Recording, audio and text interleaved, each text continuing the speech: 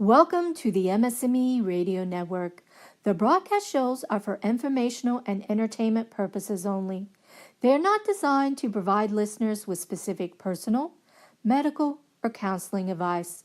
Individuals with a medical issue should always consult their healthcare provider. MS&Me is not responsible for content of individual shows. The views expressed by show hosts or the guests are their own. Enjoy the show. Welcome to MS&Me Interviews. I am your host, Erica Lyons Richardson. Today we continue our series, Taking My Life Back Bucket List. And we are live from Daytona Beach, Florida. So if you hear some background interference, we're actually live from Daytona Beach on vacation with my family. My kids are here having a blast. They're actually at the pool right now, so I had a moment to record. My husband's down there with them. But last time I brought you a segment in this series.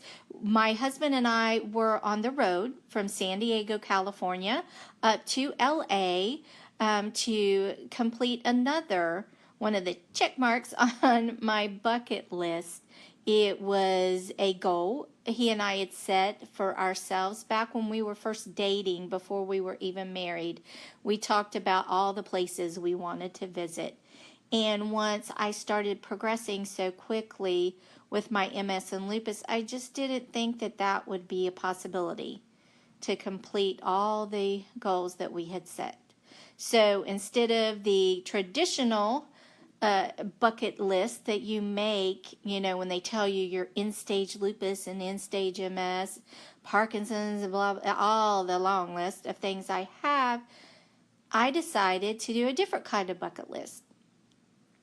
I decided that even after 2 years of being bedbound in a quad, I could actually still complete some of these goals that I'd set for my life. Why not? Why do I just say, okay, this is it? I can't do any of these things anymore. They don't advise this, they don't advise that. I decided that, what do I have to lose? I really do think I can turn this around. Yes, I'm still progressing. Yes, it's a struggle every day. However, I really feel that there are certain things that I am able to take back into my life. And I've been working very hard with therapies, with treatments, with changing up a lot of things with my care to try to make that happen. Have I had many setbacks? Absolutely. I'm primary progressive active, for those of you who don't know. And not only do I have the constant progressions, but then I also have the attacks, the exacerbations as well. So as soon as I think, okay, I can deal with this pace, I'm making progress with my therapies, then unfortunately life throws me a curveball and then I'll have another exacerbation and a little more function can be taken away. So it's kind of an up and down sort of thing, and that can be discouraging, but I've chosen to move forward with my plan and stay as functional as I can for my family. I have 2 young children who are both special needs, and they both need me here as long as possible. And I'm hoping that I stick around for so long and stay functional for so long that, who knows, they might actually come up with a treatment and remyelination therapy that actually works, and I won't have to worry about leaving them for a very, very, very long time. So that's what my plan is currently.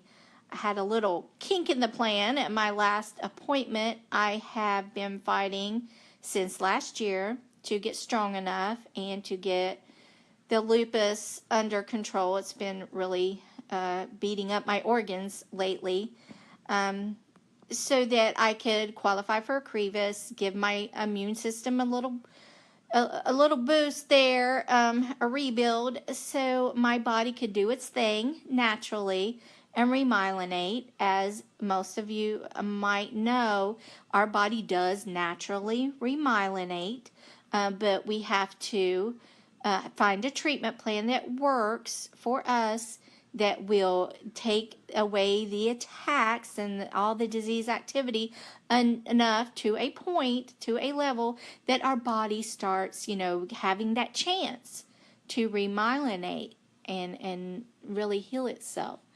So I've had some up and downs in that plan, as I stated, and I've gotten some gains, some that even my care team, my neuroimmunologist office, they can't believe it, that someone at my stage could actually, regain some movement. Not much control and sensation in anything that's moving. I had one arm that was just completely gone, and I've actually gotten a little bit of movement back. Not much control, like I said, but I'll take it.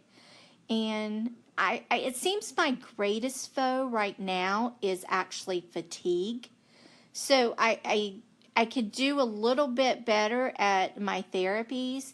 I could spend a little bit more time at my task and with my family if it weren't for the extreme fatigue. And part of that is not actually the MS. A little bit of that is the lupus, because it has helped in the damage to my lungs to the point, my heart, my kidneys, to the point over the years that with all the nerve damage from the MS and the lack of movement from becoming on a quad, my lungs have went from 24% down to 18% function this year.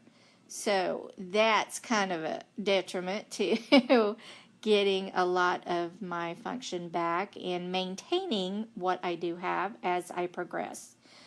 Now, like I said, I took that hit at the last appointment. I was really thinking that I'd finally made it. My numbers were improving to the point that the doctor the MS specialist would approve me for Ocrevus. But unfortunately, after all the test results were in, he said no. And not actually because of my MS.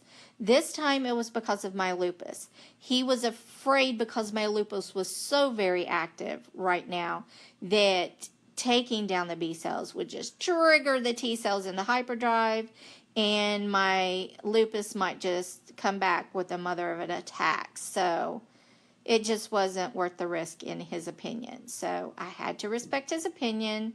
He knows me well. So we're going with that right now. So no current treatment besides all my therapies and what I'm doing on my own. So, but they seem to be helping me try to maintain my life here and keep active as I can with the family until we can get me to that point, or if something else comes out that can help. So my rheumatologist will be doing what they can to keep me going there and keep the lupus at bay. Right now, I happen to be in a monster of a lupus attack and getting ready for this vacation. Now I'm in an MS flare, so a really bad one.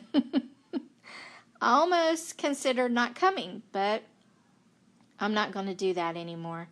If there's any way that I can be there, even if I have to wave from the balcony, so to speak, on vacations, I'm going to be there where my kids can see me. And I have been there with them today, and I am now in the cool air conditioner in the hotel room, in the bed, resting while they are at the pool.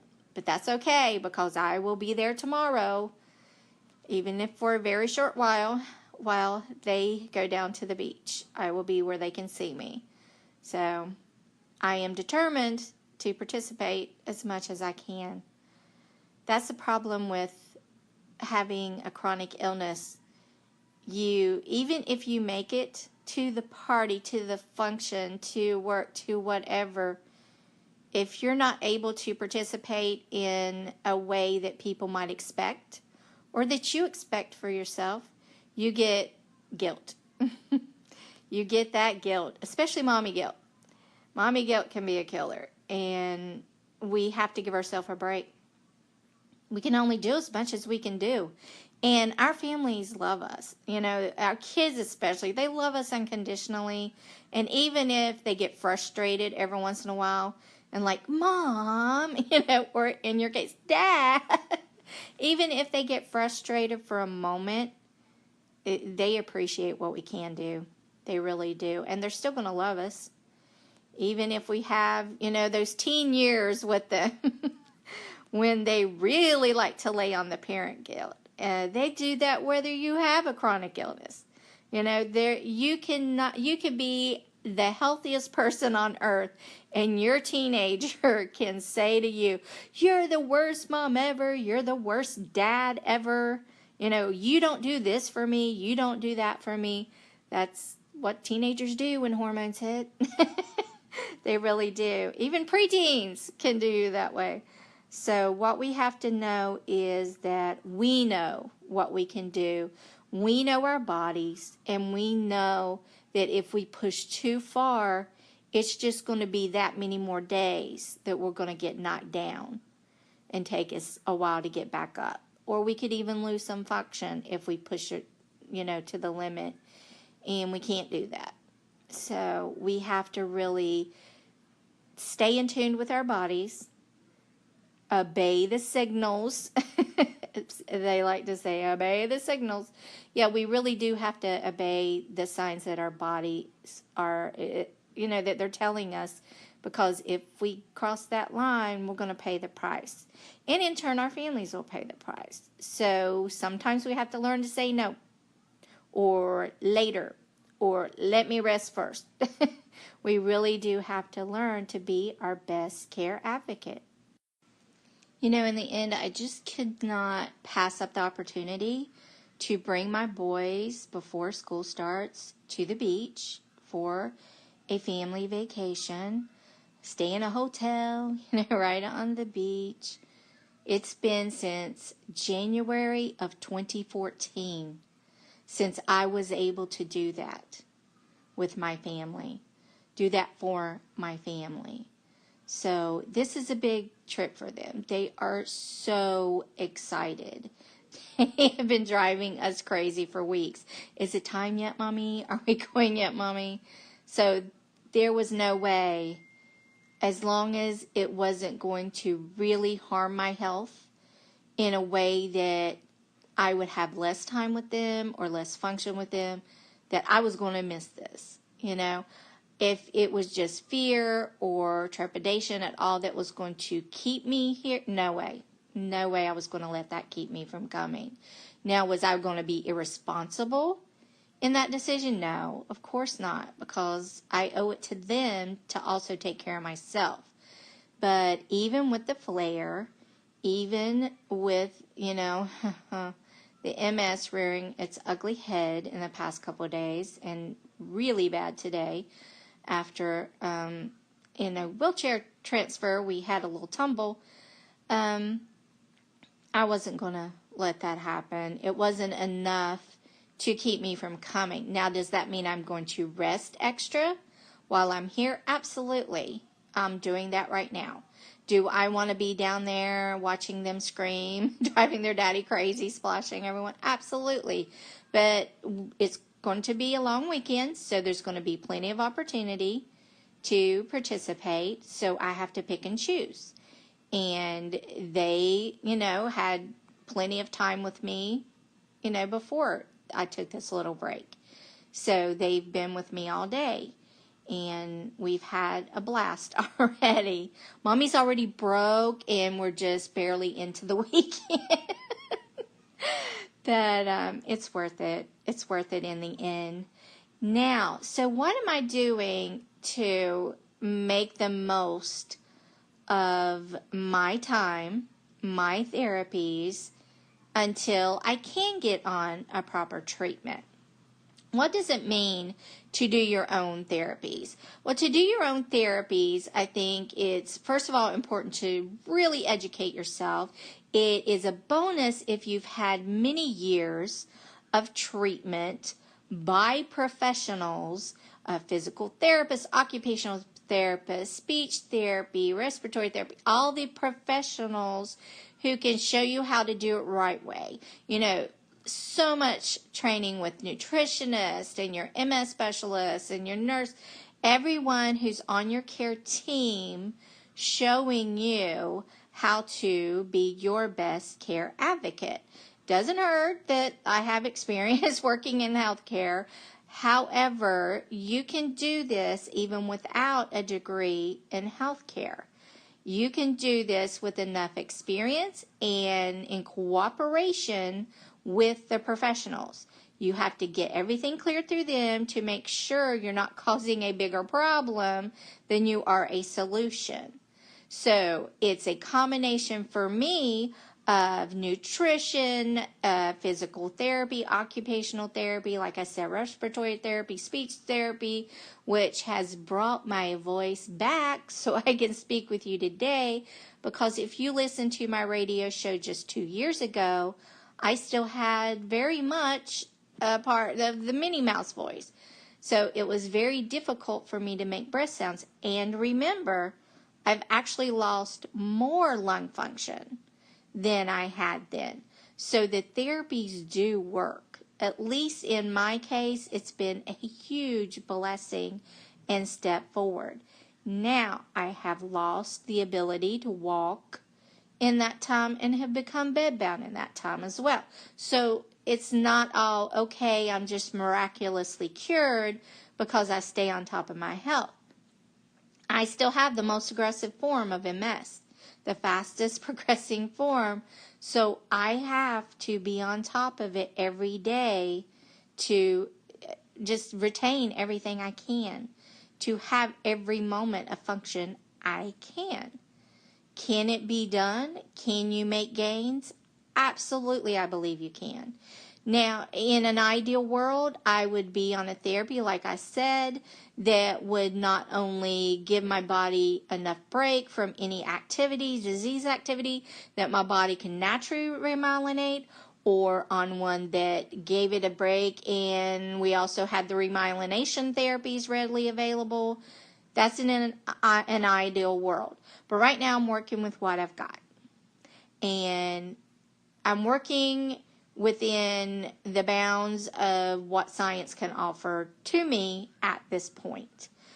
You might ask, well, what about stem cell therapy? Well, that's a catch-22. And I have done tons of research.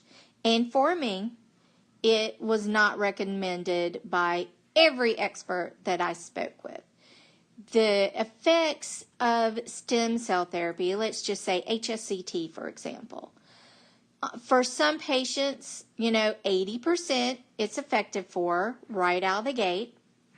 It takes and it's effective 20% fail rate from the get-go. Then for that 80%, it will give you an average like 5 to 7 years without the disease activity, or most of the disease activity. And now you're going to remember that some people fell after 2 years, some people fell after 4. So there's no guarantees. So you have to look at it that way. However, if you get, say, 7 years, then the disease activity returns. You have to look at, even after that, the long-term impact of the chemo. And when it was looked at with my overall health picture, it would be too great of an impact. And I went ahead and talked with some other experts that I knew outside of my care team, and it's just not a good idea. Every researcher I talk to, it's just not a good idea for me. Whatever works for you, whatever your care team says and advises you, of course, get a second opinion if you're not absolutely sure. And then that's going to be what you need to do. But for me, it just wasn't for me. And we also have to remember that there are so many rip-off stem cell claims out there. Pop-up stem cell clinics, that's really just a cosmetic procedure. They're asking you to raise $12,000 to $16,000, and they're going to give you this cure for your diseases when it's no more than a cosmetic procedure used, in a chiropractic office. And that's what it should be for. Those procedures, it is not effective on our disease. Then a year's time, you start complaining, well, I'm still having this, that, and the third. They're going to say, well, that's because you need to have it done again each year, so give us another $16,000. And I did not want that to go unspoken when I brought up stem cell therapy, because unfortunately, seen so much heartbreak in our community over that, and that just makes me so mad when I see people fooled and not understand the difference between the therapies. That does not mean there won't one day be a readily available one that has been proven to work long-term safely. And there are some great trials going on. Unfortunately, some of the packets turned into the FDA have been rejected because they could not prove what they needed to prove, that this needed to be a widely approved therapy. But maybe we'll get there. I always try to keep hopeful. I really do. I think that's key. Does that mean I don't fall apart every once in a while and have to go through my grieving process? Absolutely not. I go through the grieving process when I lose function like everyone else. And I hear that a lot. They're like, Erica, you're always so positive and uplifting. But ask my sister. She'll tell you not every day because she's my lifeline and I lean on her so much. If I get to the point where I'm sinking, she's the one I reach to that lifeline. Why not my husband? I have reached out to him, but she also has the same diseases I have, so she'll recognize it in me quicker than he will. And even though he's very versed in living with me and all my, my little signs, she can just pick up on it even over the phone because she lives it as well. And so if I'm really sinking and can't even verbalize it, all I have to do is give her a call and she'll be like, okay, sis, let's talk about it now. And she'll know that I'm to that edge where it's really getting to me, And that's what we need to do. We need to have those people in our life, and if they're not as versed or they don't have all the same things you do, educate them. Tell them what to look for. Hey, if you ever see me doing this, this, and that, or you hear me doing this, this, and that, know that you should say, okay, come on now, and throw that little hand back out and pull me from the dark place because it's getting to me. And there's no shame in it. There should be no shame with the depression and anxiety and the suicide rates and everything that comes with MS. We have the highest rate of suicide of any chronic illness. All the others put together do not match that of MS. Just think of that. All the horrible diseases out there with so much pain. And yet we maintain that horrible statistic. So we need to take away the shame in saying, yes, it gets to me. Or yes, I suffer from depression. Or yes, I have these feelings.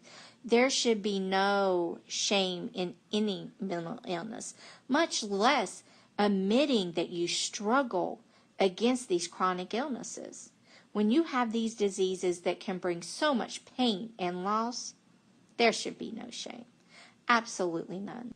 What we need to remember is to always let our doctor know if we're having a flare, if we're in relapse, if we don't understand something, if we want to try something new, if we're having feelings of depression, if our anxiety is coming, whatever it is, you need to tell your doctor and your care team, hey, I either need a medication or I need one adjusted or I need a new treatment or therapy. Help me out here, whatever your treatment path may be, natural or otherwise, we need to speak up.